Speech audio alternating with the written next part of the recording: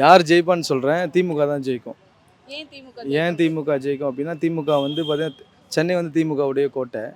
2வது அவங்களுடைய கட்டமைப்பு பார்த்தீங்கன்னா, இங்க ரொம்ப ஜாஸ்தி இருக்குது. 2வது நிறைய திட்டங்கள் செய்திருக்காரு. பார்த்தீங்க அப்படின்னா, பஸ் அந்த விடியல் பயணமா இருக்கட்டும், இல்ல வந்து இந்த இப்போ ரீசென்ட்டா மகளிருக்கு வந்து ரூ. 1000 கொடுக்குறதா இருக்கட்டும், இப்ப ரூ. 2000 ஏத்தி கொடுக்க போறேன்னு சொல்லியிருக்காரு.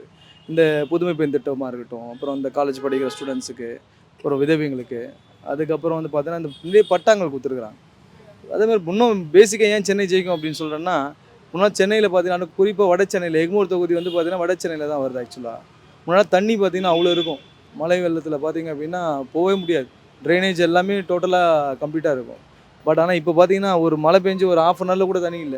கம்ப்ளீட்டா அவங்க ஃபுல்லா இங்கேருந்து நீங்க வட சென்னை எங்கே பார்த்தாலும் தண்ணி எங்கேயுமே கிடையாது. 2வது கிளீனிங் ஆக்டிவிட்டியா இருக்கட்டும். 2வது பண்றது எல்லாமே சரியா அவங்க எல்லாமே கிளியரா பண்றாங்க. இன்னொரு விஷயம் சொல்லணும் அப்படின்னா, இது வந்து சென்னையில பொறுத்தவரைக்கும் பார்த்தீங்கன்னா, அதுவும் குறிப்பா இந்த வட சென்னையிலலாம் பார்த்தீங்கன்னா, எல்லா மக்களும் வாழ்வாங்க. எல்லா தரப்பு மட்ட மக்களும் வாழ்வாங்க. எல்லா மதத்தினரும் வாழ்வாங்க. இங்க எந்த பிரச்சனையும் கிடையாது.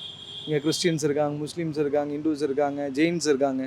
ஸோ எல்லாருமே சகோதரத்துவமா இருக்கும். சென்னை வந்து பார்த்தீங்கன்னா, ஒரு ஒரு பீஸ்ஃபுல்லான ஒரு ஒரு சிட்டி தான் ஆக்சுவலா. திமுகவால ஆமா. தான். திமுகல தான் உண்மையாவே. ஏன்னா திமுக தான் பார்த்தீங்கன்னா, மதசார்பற்ற ஒரு கட்சி.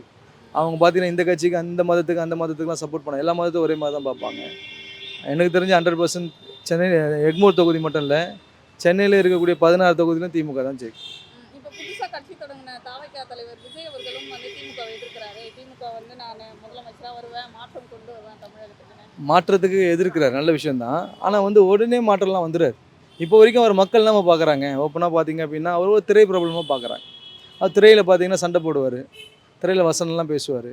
அதெல்லாம் நான் ஒத்துக்கிறேன். இல்லைன்னு சொல்லல. Is a good actor. South இந்தியால பார்த்தீங்கன்னா, அவர் பெஸ்ட் ஆக்டர்ன்னு சொல்லலாம். ஆனாலும் கூட அரசியல் என்பது வந்து பார்த்தீங்க அப்படின்னா, அப்படியே வெறும் வந்து பார்த்தீங்கன்னா, நடிகர்னால வந்து ஜெயிக்கணும் அப்படிலாம் கிடையாது. மக்களுக்கு இறங்கி போராடணும். மக்களுக்காக பேசணும். அதெல்லாம் இன்னும் அவர் எதுவுமே ஸ்டார்ட் பண்ணல. ஸோ அதனால மேபி ஃபியூச்சர்ல அவர் பேசினாருன்னா, அவரு எதிர்க்கிறதுக்கு வாய்ப்பு இருக்குது. பட் இப்போ வரைக்கும் வாய்ப்பு ரொம்ப கம்மி.